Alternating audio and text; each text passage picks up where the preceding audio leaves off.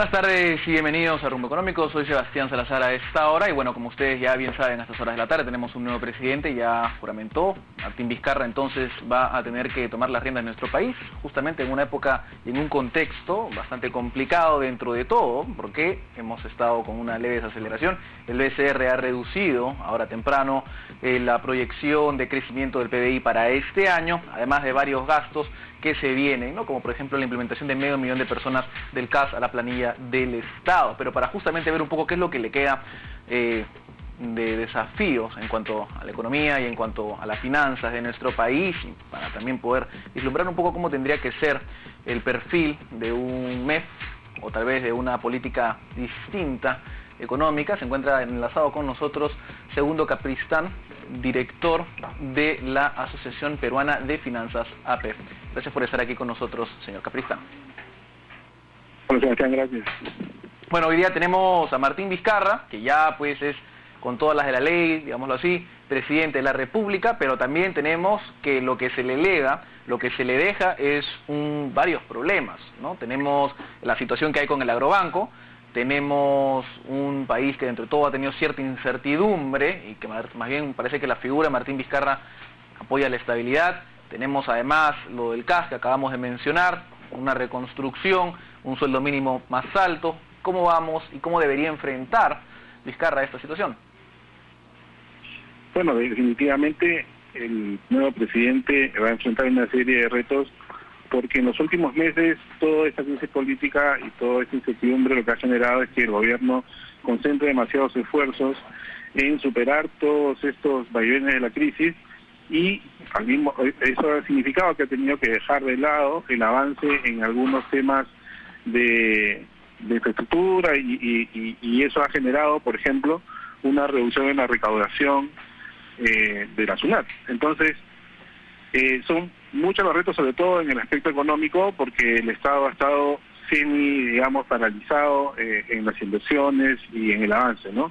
Ahora, decía paralizado porque en realidad hay muchas cosas que sí se han hecho, hay avances que se han hecho en la reconstrucción, hay que reconocerlo, hay muchas cosas por hacer todavía, pero hay avances en la reconstrucción, toda la parte agrícola del norte, la desformatación ha sido eficiente y hay muchos avances en la parte agrícola, que es un factor importante en la economía del norte del país, pero claro, quedan muchos temas como la línea 2, como los proyectos que hay en estos momentos en cartera, y eso significa pues una serie de retos para este gobierno que comienza, ¿no? Pero es lo mejor que ha podido pasar, ya voltear la página y comenzar con un presidente que le da mucha tranquilidad a los mercados, ¿no? Hemos visto, Fitch le ha reiterado la calificación al país como estable, lo mismo han hecho las otras clasificadoras, y uno de los elementos importantes es que reconocen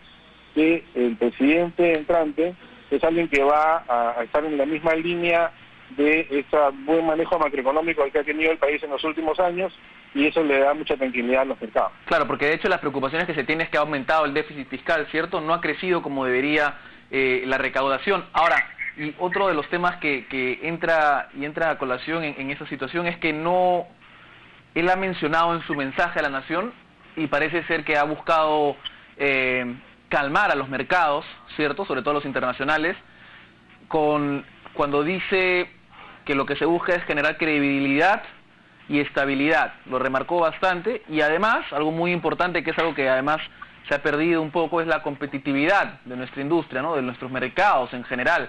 En ese sentido, podríamos ver políticas más agresivas en cuanto al aumento de competitividad y de estabilidad macroeconómica en nuestro país.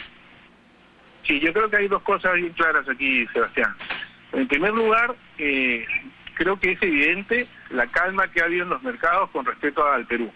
O sea, yo creo que, aunque cueste a veces decirlo, los inversionistas de Norteamérica, como de Europa y de Asia, entienden que en Latinoamérica estas cosas pasan.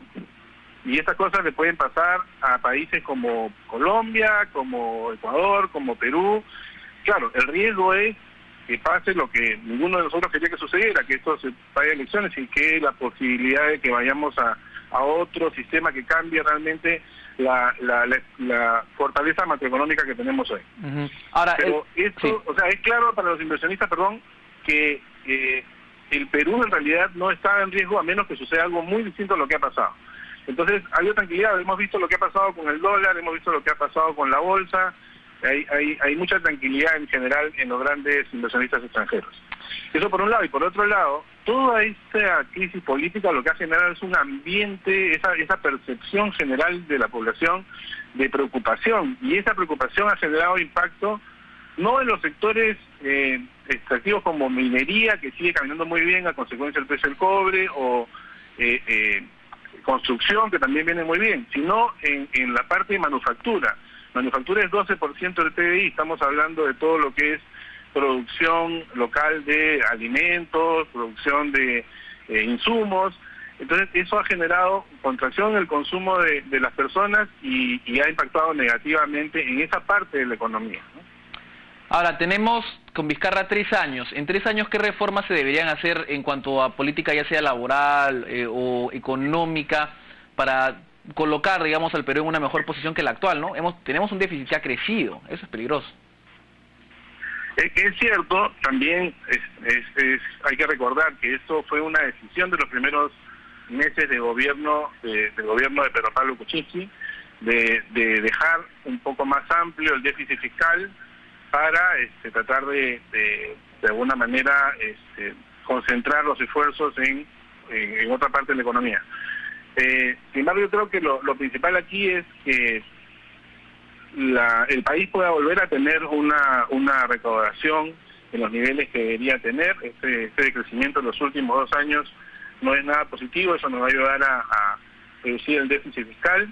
Yo creo que hay que seguir dándole muestras de confianza a los inversionistas, y eso pasa por tener un gobierno que haga lo que justamente no hizo el anterior, que es tender un poco más de puentes para que haya más tranquilidad en cuanto a que el gobierno no es de una sola parte, sino que es un gobierno de unidad, es un gobierno de consenso, y con eso vamos a dar mucha más tranquilidad al mercado y van a venir las inversiones, ¿no? Claro. Bueno, muchísimas gracias, señor Capristán, por su apreciación. Esperemos pues se cumplan estas cosas y Martín Vizcarra pueda pues aplicar lo que sea necesario para mejorar la posición en la que nos encontramos. Muchísimas gracias. Bueno, y además con eso